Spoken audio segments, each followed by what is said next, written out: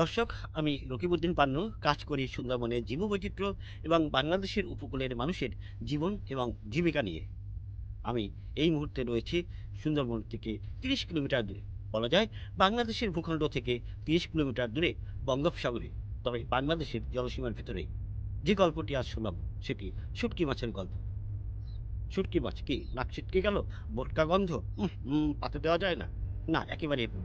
বিশাল একটি জনগণের বড় অংশে শুটকি মাছ দারুণ পছন্দ। সেই শুটকি মাছ কোথা থেকে আসে, কিভাবে হয়, কারা সেই মাছগুলো ধরেন, আজ দেখাবো সেই সব।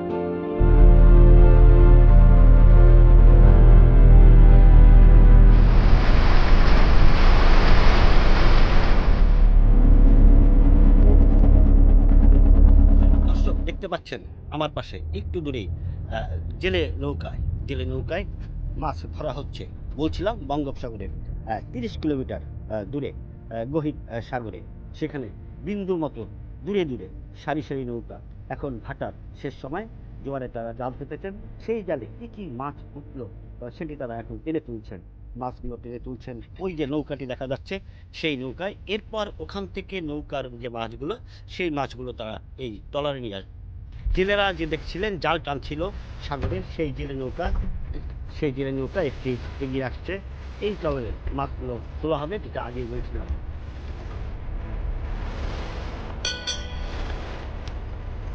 ভাই মাছ কিরকম পাইলেন? আজকে কি মাছ কম? এখন বন্যা।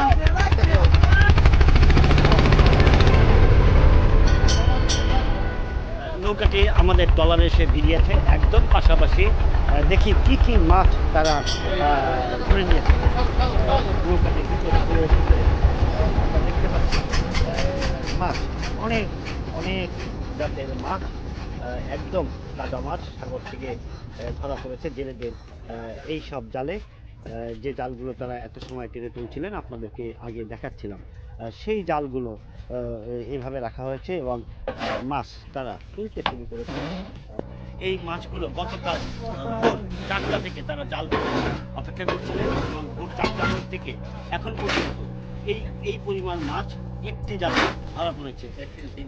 তিনটি জালে তিনটি জালে এই পরিমাণ মাছ ধরা পড়েছে এবং আরও অনেক নৌকা রয়েছে, অনেক মাছ ছাড়া নৌকা রয়েছে, যে মাছগুলো থেকে এইভাবে জাল টেনে তোলা হচ্ছে জেলে নৌকায়। এবং এই জেলে নৌকা থেকেই মূলত এগুলো বোটে তোলা হয়। এই ধরনের যে ট্রলার রয়েছে সেই ট্রলারগুলোকে স্থানীয় ভাষায় ফেরি বলা হয়। তো এই জেলে বোট নৌকা থেকে তোলা এই মাছগুলো এই ট্রলারে, মানে স্থানীয় ভাষায় যেটি বলা হয় ফেরি, ফেরি ট্রলার, এতে করে নিয়ে যাওয়া হবে চরের উদ্দেশ্যে।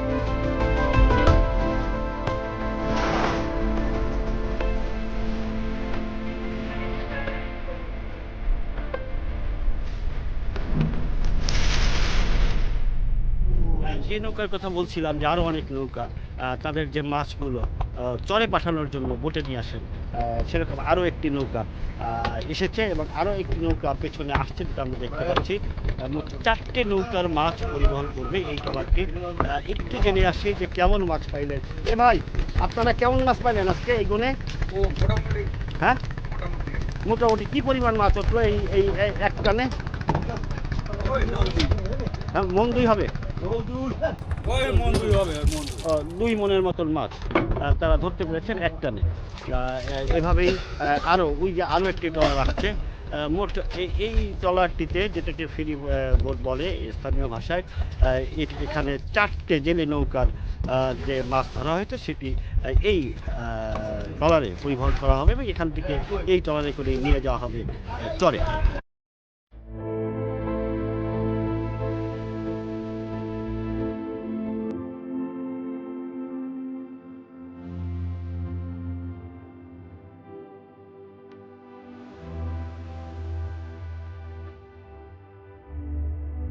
অনেক মাছ, বিভিন্ন প্রজাতির মাছ, সব মাছ এভাবেই একসাথে জড়ো করা হচ্ছে। প্রতিটা খাদে খাদে জড়ো করা হবে। এই মাছগুলো চরে নিয়ে যাওয়ার পরে মূলত আলাদা আলাদা করা হবে।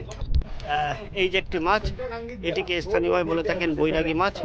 পেছনে কাঁকড়া, এটা কি মাছ? ব্যবসা ফেরসা মাছ বলা হয়।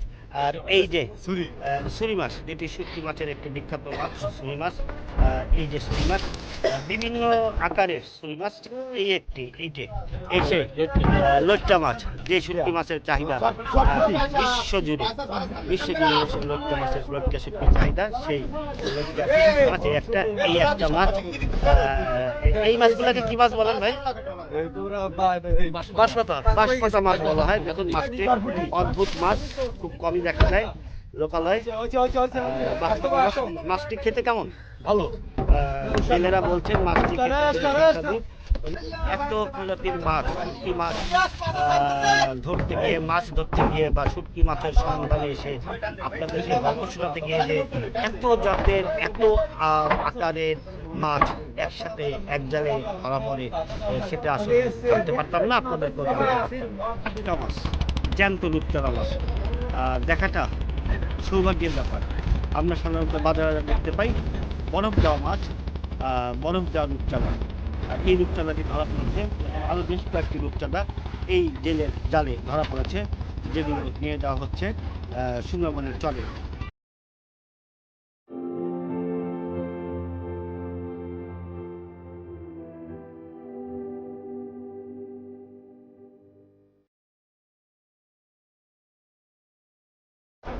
বিশাল সাগর, অসীম সম্পদ, অসংখ্য জেলে, প্রতিদিন এভাবে প্রতি করে এভাবে হাজার হাজার মন মাছ ধরা হয়।